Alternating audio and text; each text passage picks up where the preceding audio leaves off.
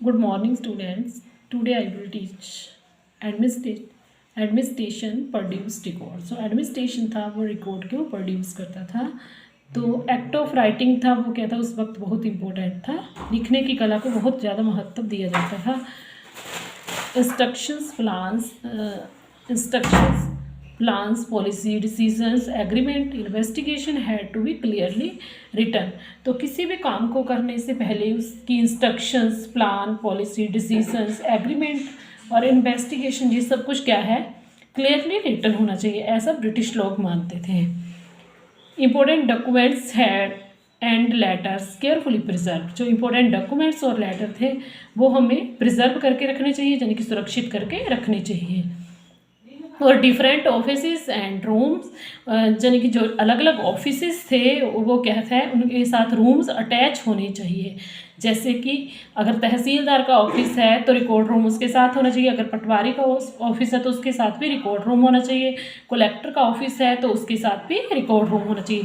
यानी कि जितने भी डिपार्टमेंट्स थे उस वक्त, उन सभी के साथ रिकॉर्ड रूम्स के लिए इंस्ट्रक्शंस दी गई. नेक्स्ट है आर्चीव्स म्यूजियम्स वर इस्टेब्लिश्ड. तो ये इस्टेब्लिश होने चाहिए. रिकॉर्ड प्रॉपरली मेंटेन होनी चाहिए. यहाँ पर भी आर्चीव्स में, म्यूजियम्स भी और इनमें. ठीक है. नेक्स्ट है कैलीग्राफिस्ट. यानी कि कैलीग्राफी क्या होता है, 19th सेंचुरी में क्या हुआ कि लिखने की कला को बहुत महत्व दिया जाता था. ठीक है. तो जो कैलीग्राफिस्ट होते थे, जो इनकी राइटिंग बहुत अच्छी होती थी, उनको काफ़ी इंपॉर्टेंस दी जाती थी.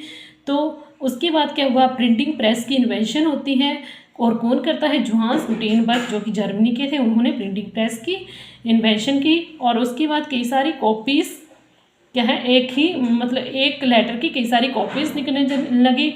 यानी कि क्या हुआ, लिखने की बजाय प्रिंटिंग प्रेस के आने से कई सारी कॉपीज़ बनने लगी. और उसके लिए टाइम कंज्यूमिंग थी. नेक्स्ट है आपका the national archives of India. कब आया अस्तित्व में, ये 1920 में. यहाँ पर क्या हुआ, नेशनल आर्चीव्स और नेशनल म्यूजियम इकट्ठा ही इस्टेब्लिश किया गया. कहाँ पर, वायसराय पैलेस में. नेक्स्ट है सर्वे बिकम इम्पोर्टेंट. जो सर्वे थे वो उनको क्यों इतनी इम्पोर्टेंस दी जाती थी ब्रिटिश काल में. तो स्टार्टिंग में जो सर्वे किए जाते थे उनमें क्या था, topography, soil quality, cropping pattern कैसा था, इन सभी का सर्वे किया जाता था.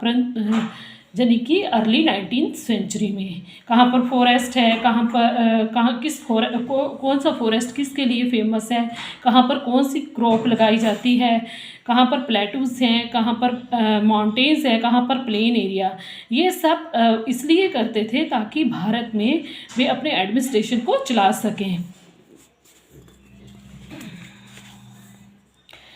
But end of the 19th century में botanical survey, zoological survey, archaeological survey, anthropological survey and forest survey भी किए जाने लगे.